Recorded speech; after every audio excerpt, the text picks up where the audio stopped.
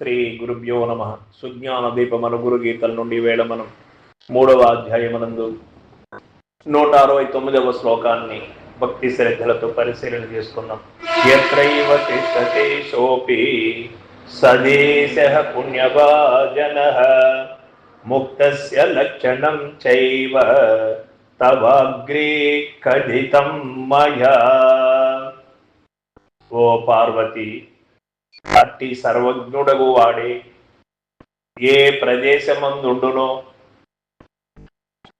ఆ దేశము పుణ్యమును పొంది ఉన్నది యమును.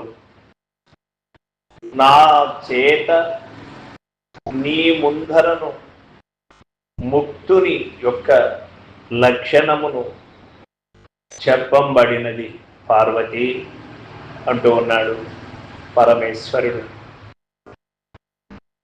మానవుడు 2 పదాలని వాడుతారు. ఒకటి జీవన్ముక్త లక్షణము, ఒకటి జీవోత్సవ లక్షణం. అజ్ఞానాంధకారమునకు లోనైనటువంటి వాడు జీవోత్సవమై ఉంటాడు.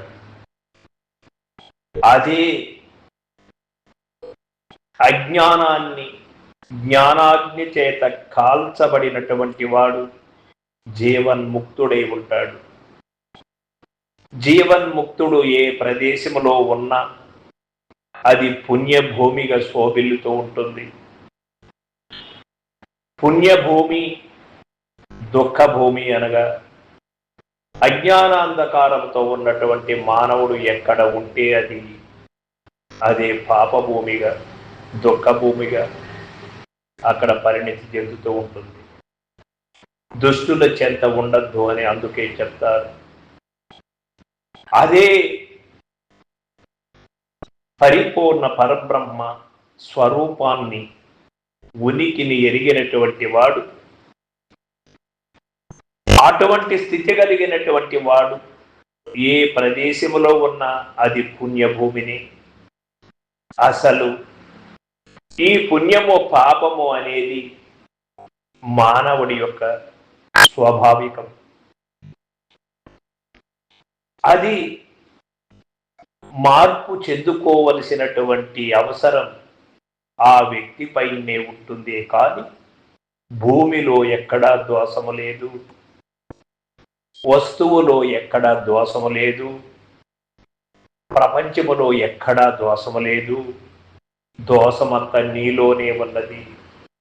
ఈ నిజాన్ని తెలుసుకున్నటువంటి మానవుడు ఎక్కడ ఉన్నా అక్కడ సంతోషము తాండవిస్తూ, ఎక్కడ సంతోషము ఉంటుందో, ఎక్కడ దుఃఖరహితమై ఉంటుందో అక్కడ పుణ్యభూమిగా శోభిల్లుతూ ఉంటుంది. పరిసరములలో ఉన్నటువంటి వారు కూడా దుఃఖరహితులై ఉంటారు.